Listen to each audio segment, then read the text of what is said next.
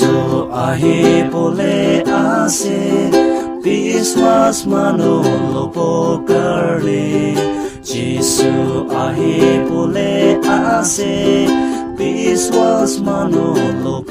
কাৰণে হালেলুয়া কৰি কিনা যিশুৰ কে ধন্যবাদ দিব একদিন চকুৰে চাই কিনা খুশি ভৰা থাকি যাব হালেলুয়া কৰি কিনা যিশুৰ কে ধন্যবাদ দিব একদিন চকুৰে চাই কিনা খুশি ভৰা থাকি যাব